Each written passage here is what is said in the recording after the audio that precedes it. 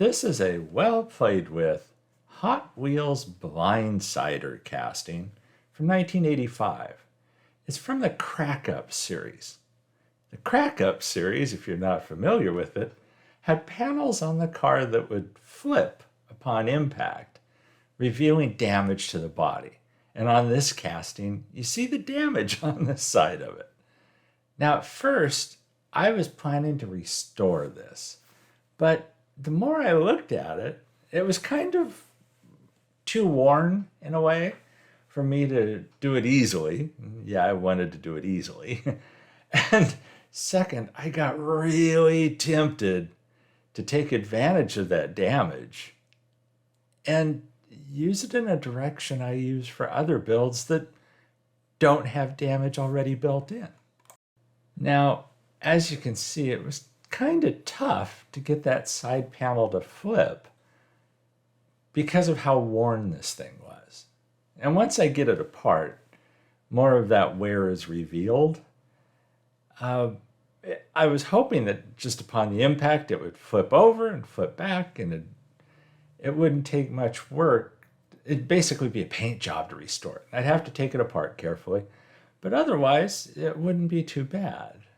But as I took it apart, that section, and you see there's like a flat blade to one of the sides, arms, the pin, and like on this side of that pin, there's a spring. And the post, one of the posts, here you see it, and there's the post on the left-hand side that has a spring, there's the flap side on the right. Taking another look at the spring side here, and there you see the spring. The spring seemed to be fine. It was just the pin inside had been worn to a point that the panel didn't fit flush with the outside of the car.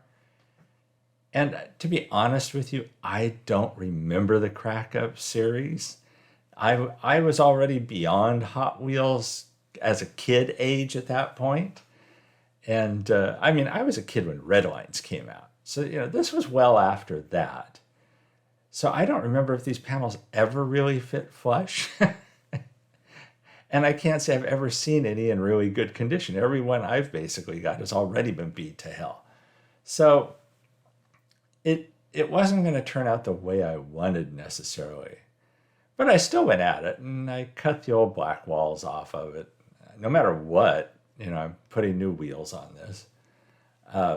At this point, I'm thinking I'm going to replace the black walls. I don't know if you noticed, but on that front end of the car, see the tabs right there? One of the tabs, the left side of the car, or in America, the driver's side, was missing the tab. So I created a replacement there out of styrene, as you can see. So I took care of that. And I'm still thinking I'm restoring it in a way at this point. And because I hadn't really got into that flipping door section yet. So drilled it, tapped it, did the usual stuff. And this does have two posts. So drilled and tapped both of those. You see at this point I have stripped the paint off of it. Used citrus strip for that as usual. And the casting is in pretty good shape, which... When you think about it, this casting was designed for you to beat the hell out of it. That's how you take advantage of the feature. You basically take this car, slam it into another one, and get the side to flip. It's designed to be abused. So there you see, because of the wear on the pin on one side, I thought, okay, well, let me just put an aluminum tube over it. And that actually worked pretty well. And I'll keep that in mind for future restorations of this kind of thing, that if I have to, I can just put another tube around it. I CA glue that into place, and it works pretty well. I'm pretty happy with it. I hadn't tried spring loading it yet at this point, because I'm still thinking, well, I'll get to that point. Here, let me do this. So I cut this aluminum tube down to size, and that really is an easy proposition. You just kind of mark the size you want. I like to put another solid tube inside of the tube I'm cutting to keep it from crushing. And obviously I've cut this tube before because there's another piece already inside of it. But you just take an X-Acto knife, roll it back and forth and back and forth. Anybody who's done axle tubes is familiar with this process too. Just roll that tube back and forth until it cuts through and you get to the inner rod that you have inside the tube. And then you can just slide that little tiny piece off of there easily enough. Yeah, I have a hard time judging when it's all the way through. It's probably already through at that point, but it's like, sure enough, it was. So there's the piece I actually need. Put a little CA glue in place. And I wasn't going to trust just tacking it there blindly. I wanted to attach that piece to the rotating door because it's also easy enough then to kind of pull out of there. It'll work. So did that. And honestly, I'm really happy with how this works. I got it positioned where the door fit pretty flush. It really made up for the wear on that side. Now the other side where there's the flap to keep the door from over-rotating. That flap is supposed to hit the inside body panel and keep it from going, like just completely spinning all the way around. That flap was also somewhat worn. And so what I did is I just took a goofy little tiny piece of styrene. And as you can see here, I'm using a toothpick with CA glue to just get a real tiny bit of glue in place in there. And then I pick up the super tiny piece of styrene. And I tried to zoom in here to get you a better look at what I'm doing. And so I'm just putting that in there as an added little pad to keep that door from over-rotating. And again, these are kind of odd fixes that I'm doing. A typical repair restoration kind of thing. I don't think I'd be doing this kind of thing. Typically if I do a restoration, it's kind of like, wham, bam, thank you, ma'am. It's strip it, paint it. When it's a really kind of simple one, it's like, oh, just get replacement glass for it, just get replacement wheels, get replacement everything I need for it, throw it on there, new paint job, and damn, I've got a restoration. And that's the ones that go really easily when you can get the replacement parts you need, and when it all works really well. They can be fun and relatively stress-free. It's now this, trying to get that door to flip right and everything. I had decided, at this point you see me cutting off the tabs for the wheels and stuff. I decided I'm going full gas lands on this. I'm taking advantage of that damage on the side panel. I really wanted to. The more I looked at, the more I wanted to do it. I had CA glued tanks onto the back of the car. Right now I'm putting a piece of styrene to cover the inner panel hole where the engine stuck up through that in the original casting. And the reason I was filing off the tabs on the base, I'm going full Gaslands, non-rolling chassis. Truly game piece kind of thinking. And not wanting it to roll because I knew the wheels I wanted on this thing. And gluing them in place, they're going to look, the only way I can describe it is badass. I'm really looking forward to putting these wheels on here. Then I wanted to put these blades. These are some bits. I think they're Warhammer 40K bits that I'm using at this point. I cut these guns and there was like a saber attached kind of thing. There's a blade attached to the top of the guns. And so what I end up doing is I take two of these and I cut that extra blade, or I cut an extra blade off another side of this to make almost in effect like pinchers for the front of it. And here you see kind of what I'm thinking. Guns in the center, the blades coming out from both sides on the front. And in my mind, I'm kind of thinking a Miyazaki build. I'm not thinking rusted, overarmed kind of Gaslands, muddy, dirty, that kind of thing. I'm thinking more along the lines of somewhat weathered Death Race 2000 kind of look, kind of feel.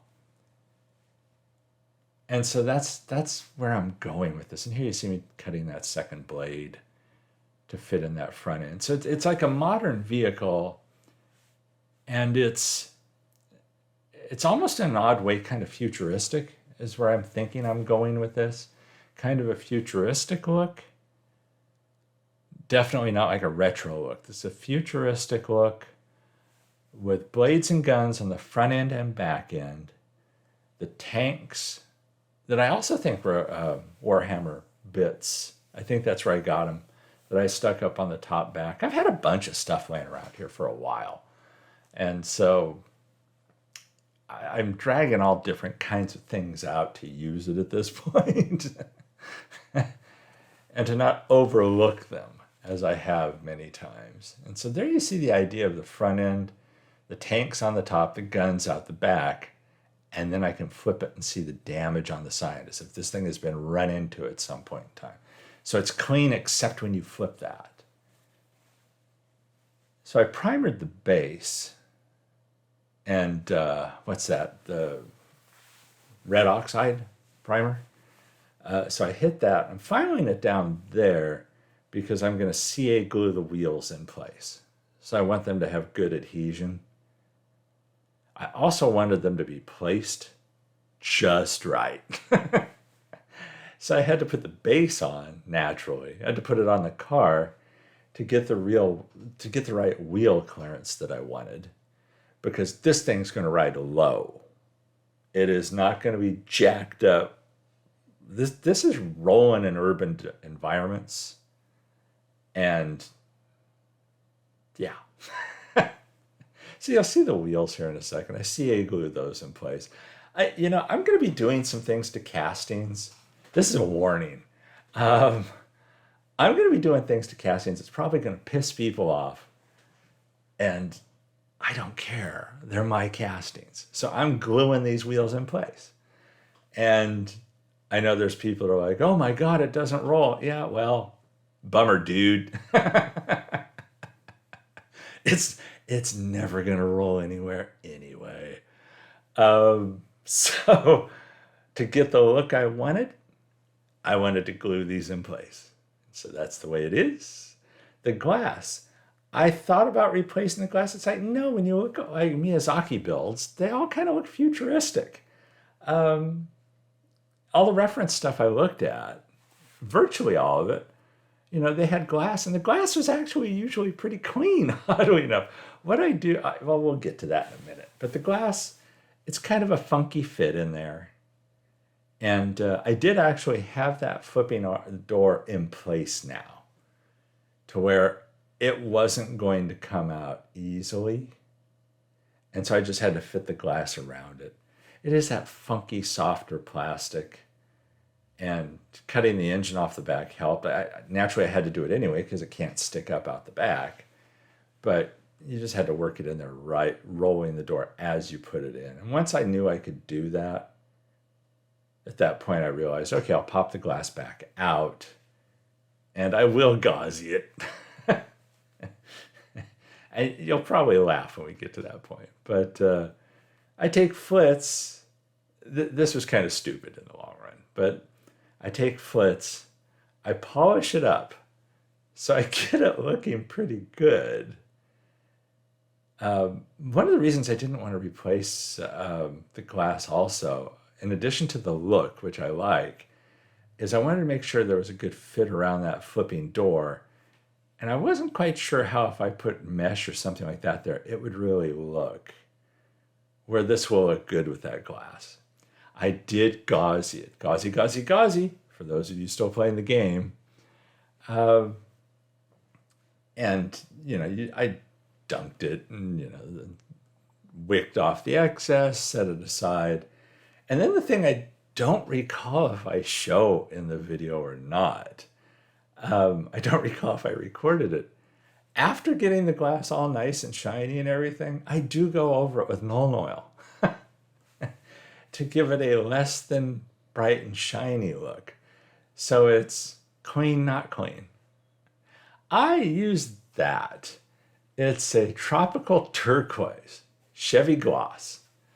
Um, so that's the color I went. I actually had a metallic that I put on it at first. Didn't really care for that, and so then I went over it with this turquoise color. I wanted a weird color. I wanted a futuristic color. And so then I threw some decals on it. And again, this is like almost like a keeping in mind like a death race kind of feel, a Gaslands, Miyazaki kind of feel. I put decals on it. I put numbers on it. I put the large number on the front, as you see there. I put the 707. The center of the 707 is actually a skull. And then I have a smaller one on the right rear panel. There you see that going on. And then I put a couple skulls on the side decals, almost like team colors kind of thing. So that was basically it. Oh no, and then I put, I don't recall if I show it in this video, in this part of the video or not, but I did put like a number of kills on the back of the car. You'll see that in the end result. And then it just became detailing, and lots of detailing.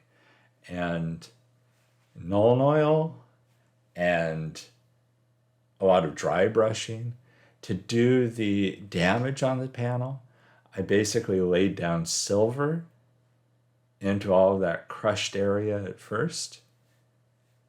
And then I went over that with a diluted black. I started with Null oil, and it didn't really give as much of a result as I had hoped for. And so then I went with a black paint that I just diluted, and it gave me a little bit better result. But yeah, I just very delicately went in and filled in some of those cracks, the folds in the metal, the tears in the metal, because I still wanted silver to show. I didn't want it to be a rusty silver, because I do believe this is recent damage. And these cars are basically kept pretty clean for this by Miyazaki or in a Death Race 2000 kind of situation. Then I liberally put Null oil on the base. I kept it the red oxide. Then for the blades on the front, I had to use, yeah, I know, it's probably kind of sick, but I needed to get out the blood for the blood god and go around the edges of the blade. I didn't want to douse the front of the car in blood, but I also wanted it to be clear that if you get in front of this thing, yeah, sure, the guns in the front and the guns in the back might get you, but you also might get nudged a little if you're standing around the front of the car, which really makes me think back to a nursing home scene in Death Race 2000. But that's beside the point. And if you haven't seen Death Race 2000, check it out. God, that's a 1975 movie. I think I was looking it up yesterday because I was talking to my oldest daughter about it. And she hadn't seen it. She doesn't remember seeing it. So I sent her a link to it. And I did mention the nursing home hospital scene that, I mean, I haven't seen this movie in forever. And yet that scene is still very vivid to me. So I did spoil that scene for her. But it was to give her an idea of what the movie is like. So now at this point, I'm just screwing this thing together. I'm done with it. I'm happy with it at this point. And it really went the way I wanted it to, even though it's very different than a lot of my other builds. It's not to say I haven't done a Miyazaki build before, because I have. And to be honest, it's not like they've been very popular videos. I think because people have Gaslands in a certain way in their mind. And this really is more of like a futuristic, like a Death Race 2000 kind of thing. Anyhow, I think you get what I'm saying. So there's how it was originally. And I do have more of these castings from the Crack Up series. So I don't know. Maybe I'll try restoring one of them. Maybe I won't. Maybe depending upon how much damage there is, I'll just use them in a Gaslands environment, which is way too much fun. Here you see where it ended up. And there it is with the nice smooth panel. And guns in the front, decals front and sides, the roof. There you see the tanks on the back. There are skulls on those tanks, which is kind of cool. There you see the number of kills on the back. And then this transition went really well. There you see the panel fine. And there you see it with the damage. Trust me, that was dumb luck getting that transition to go so smoothly here. It's not like I worked at it. It just turned out that way. And when I watched it back the first time, I was like, damn, that's cool.